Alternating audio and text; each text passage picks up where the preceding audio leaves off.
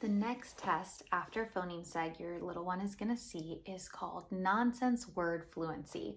And this one can get kind of tricky for some kids because they're going to be asked to read words that aren't real.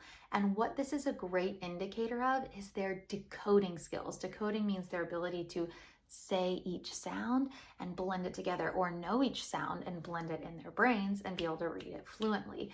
So nonsense words look a little bit like this. And some people might look at it and be like, oh, that is garbage. Why does my kid need to know that? And you're right. You don't need to explicitly teach nonsense words like all the time. They're a great thing to mix in every now and then. They're a great thing to tell your little one what they are, right? You're going to be asked to read some silly words. These aren't real, but the person who's giving you this test wants to see that you know your sounds, because that way they're not sitting in their brains being like, oh, how do I turn this into a real word? This isn't a real word. I know I'm getting it wrong, so that they understand what they are.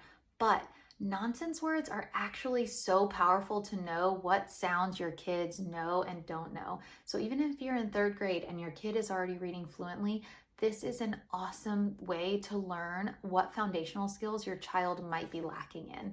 And reteaching all of those sounds to a kid who's getting low nonsense word fluency is actually going to build them up. And why this is such a great and important assessment is that when kids get to start reading like really long words, their ability to break those into chunks and read each chunk is going to be critical for them to be able to read more challenging texts as they grow. So I don't ever really teach nonsense words in my class. Every now and then I mix them in just to give those kids that exposure. But what I do teach really a lot is how to break words down by those syllables and read smaller word parts that might not be an actual word.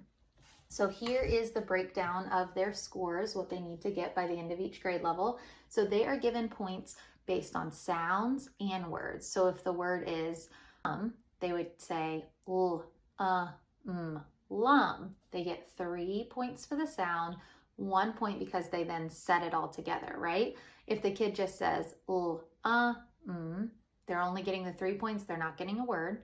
If a kid just says lum, they're getting 3 sounds and 1 word. They're getting both. So that's the goal by the end of their time in 1st grade, that they can just read the word as they go.